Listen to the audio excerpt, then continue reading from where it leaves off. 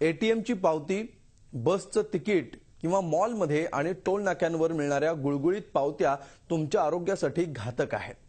ऐकून तुम्हाला धक्का बसेल, पण या पावत्यांच्या स्पर्शातून तुम्हाला विविध धोकादायक रोग होऊ शकतात.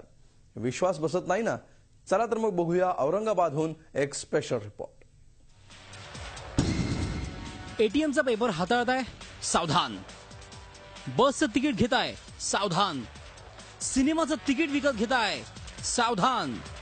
मॉल मधलं बिल चेक करताय, सावधान. अगदी नकळत पांढऱ्या रंगाच्या या पावत्यांना आपण स्पर्श करतो, पण या साध्या वाटणाऱ्या पावत्या धोकादायक ठरू शकतात याची तुम्हाला किंचितही कल्पना नसेल. आपण या पेपरला स्पर्श करतो आणि पाकिटात सुद्धा ठेवतो.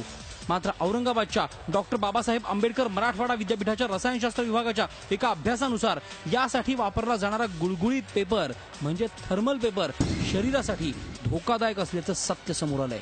ज्या गुळगुळीत कागदावर हे सगळं प्रिंट होतं त्या कागदातच कॅन्सरची बीजं दडलेली असतात.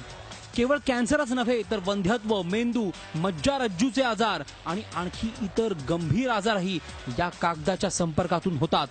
थोडं जर तुम्ही बघितलं की थर्मल एनर्जी जसं प्रिंटर याला वरून देत आहे, आता आपण एक साधासा एक्सपेरिमेंट जर केला की याला जर आता ही उष्णता या बर्नरची याला जेव्हा मिळेल तर तुम्ही वरती याच्यात बघू शकता की हा जो पेपर आहे हे बघा, हा जो काळा पडला तर हे जे केमिकल्स होते ज्या पद्धतीने अक्षर उमटलं त्याच पद्धतीने हे काळं जे झालेलं आहे हे अक्षर उमटल्यासारखंच आपण याला समजू शकतो.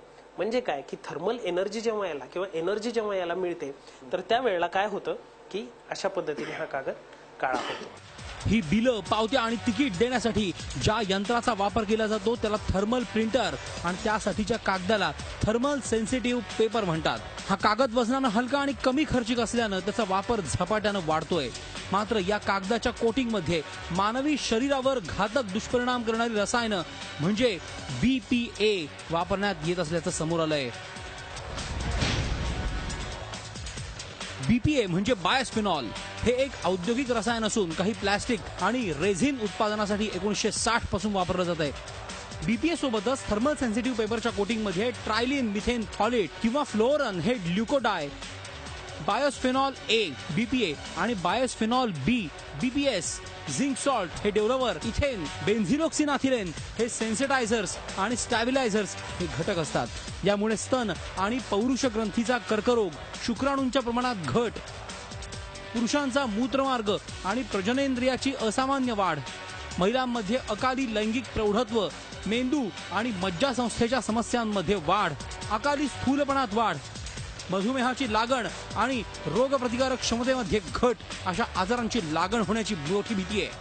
5 सेकंद जर आपण हा कागद हातामध्ये घेतला तर आपल्या 4 फिंगर्स मधून जवळपास 1 म्यूजी एवढं बिस्फिनॉल आपल्या ट्रान्सडर्मल मेकॅनिझम थ्रू आपल्या हातातून शरीरामध्ये जाऊ शकतं. ह्याच्यामध्ये आपल्याला न्यूरोलॉजिकल प्रॉब्लेम्स आहेत किंवा रिप्रोडक्टिव्ह सिस्टीमचे प्रॉब्लेम्स आहेत किंवा इव्हन इम्युनो मॉड्युलेटरी ज्याला म्हणतो की म्हणजे प्रतिकारशक्ती जी माणसाची आहे अशी आहेत. काही कार्सिनोजेनिक त्याच्यावरती सापडलेले आहेत.